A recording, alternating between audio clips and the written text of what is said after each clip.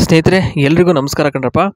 ನೋಡಿ, ಇವತ್ತು ಭವ್ಯ ಅಂತೇಳಿ ಸ್ನೇಹಿತರೆ ಇವ್ರದ್ದು 30 ಎಕರೆ ತೆಂಗಿನ ಬೆಳೆಯ ಒಡತೆಯಾಗಿರ್ತಕ್ಕಂಥ ಇವ್ರ ಬಗ್ಗೆ ಒಂದಿಷ್ಟು ಮಾಹಿತಿನ ನಾನು ಇವತ್ತಿನ ಈ ಒಂದು ವಿಡಿಯೋದಲ್ಲಿ ತಿಳಿಸ್ಕೊಡ್ತೀನಿ. ನೋಡಿ, ಯಾರೆಲ್ಲ ಹೊಸಬ್ರೇನಾದ್ರು ನೋಡ್ತಾ ಇದ್ರೆ ನಮ್ಮ ವಿಡಿಯೋಗಳು ಏನಾದ್ರು ಇಷ್ಟ ಆಯಿತು ಅಂತಂದರೆ ಒಂದು ಲೈಕ್ ಕೊಟ್ಟು ಸಬ್ಸ್ಕ್ರೈಬ್ ಮಾಡ್ಕೊಂಡು ನೋಡ್ಕೊಂಡ್ರಪ್ಪ. ಓಕೆ, ರೈತರ ಕುಟುಂಬ ಇವ್ರದ್ದು ಹೊನ್ನಾವರ.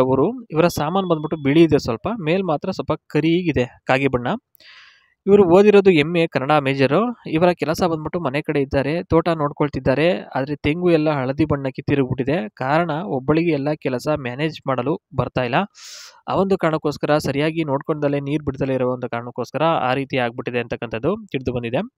ಇನ್ನು ಗಂಡ ಬಂದ್ಬಿಟ್ಟು ಸ್ನೇಹಿತರೆ ದೇವಸ್ಥಾನದಲ್ಲಿ ಪೂಜಾರಿ, ಅವನು 3 ಹೊತ್ತು ಅಲ್ಲೇ ದೇವಸ್ಥಾನದಲ್ಲಿ ಪೂಜೆ ಮಾಡ್ಕೊಂಡು ಇರ್ತಾನೆ ಅಂತಕ್ಕಂಥದ್ದು ಇಲ್ಲಿ ಹೇಳಲಾಗಿದೆ. ನೆಕ್ಸ್ಟ್ ಬಂದ್ಬಿಟ್ಟು ಸ್ನೇಹಿತರೆ ನೋಡಿ, ಇಲ್ಲಿ ಅವರ ಒಂದು ಜೀವನದ ಒಂದಿಷ್ಟು ಕಹಿ ಘಟನೆಗಳನ್ನ ಇಲ್ಲಿ ನಾನು ಹೇಳ್ತಾ ಹೋಗ್ತೀನಿ ಒಂದೊಂದಾಗಿ. ದೇವರನ್ನು ನಂಬಬೇಕು ನಿಜ, ಆದರೆ ಬೆಳಗ್ಗೆಯಿಂದ ಸಂಜೆವರೆಗೂ ಅಲ್ಲೇ ಇದ್ದರೆ ತೋಟದ ಕೆಲಸ ಯಾರು ಮಾಡ್ತಾರೆ?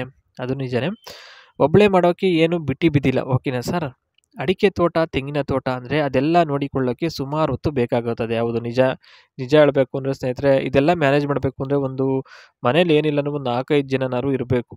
ತೋಟ, ಅಡಿಕೆ ತೋಟ, ತೆಂಗಿನ ತೋಟ ಅಂತಂದರೆ ತಮಾಷೆ ಮಾತಲ್ಲ. ಹಗಲು ರಾತ್ರಿ ಏನೋ ನೋಡಿಕೊಳ್ಳಬಹುದು, ಆದರೆ ರಾತ್ರಿ ಹೊತ್ತು ಮನೆಯಲ್ಲಿ ಮಾಡಿಸಿಕೊಳ್ಬೇಕಲ್ಲ, ಅಂದರೆ ಅವ್ರ ಕೈಯಿಂದ ಮಾಡಿಸ್ಕೊಳ್ಬೇಕಲ್ಲ ಸ್ನೇಹಿತರೆ, ಅಗಲಿಸ್ಕೊಂಡು. ಅದನ್ನು ಯಾರು ಮಾಡ್ತಾರೆ ಅಂತ ಅನ್ನೋದು ಇವರ ಒಂದು ಹೇಳಿಕೆಲ್ಲ ಇರುತ್ತೆ. ಕೋಪ ಸ್ನೇಹಿತರೆ ಕಾಣ್ತಾ ಇದೆ, ಏನು ಮಾಡೋದಕ್ಕಾಗಲ್ಲ. ನೋಡಿ, ಇಲ್ಲಿ ಕೊಡುವುದು ತಗೊಳ್ಳುವುದು ಅದು ಕೆಲಸದ ಮೇಲೆ ಅವಲಂಬಿತವಾಗಿರುತ್ತದೆ. ಅಂದರೆ ಕೊಡೋದು, ತೂತ ಕೊಡೋದು ತಗೊಳ್ಳೋದು ಅವೆಲ್ಲ ಕೆಲಸದ ಮೇಲೆ ಡಿಪೆಂಡ್ ಆಗಿರುತ್ತೆ. ಇನ್ನು ಸಮಯ ಸಂದರ್ಭಗಳನ್ನು ಅನುಸರಿಸಿಕೊಂಡು ಕೊಡೋದು. ಬೆಲ್ಲ ಮಾತ್ರ ಮಸ್ತಾಗಿದೆ ಸ್ನೇಹಿತರೆ, ನೋಡ್ತಾ ಇದ್ರೆ ಹಂಗೆ ಮಾಡಬೇಕು ಅಂತ ಅನಿಸುತ್ತೆ. ಅರಳಿಸಿದಾಗ ಒಮ್ಮೆ ಗುಲಾಬಿಯನ್ನು ನೋಡಿದಷ್ಟು ಸಂತೋಷ ಆಗುತ್ತೆ. ಒಂದು ಸಲನಾದರೂ ಮಾಡಬೇಕು ಅಂತ ಅನ್ನಿಸೋದು ಸಹಜ ಕಣ್ರಿ, ಯಾಕೆಂದರೆ ಆ ರೀತಿ ಇದೆ ಅಂತ ಇಲ್ಲಿ ತಿಳಿಸಲಾಗಿದೆ ಸ್ನೇಹಿತರೆ.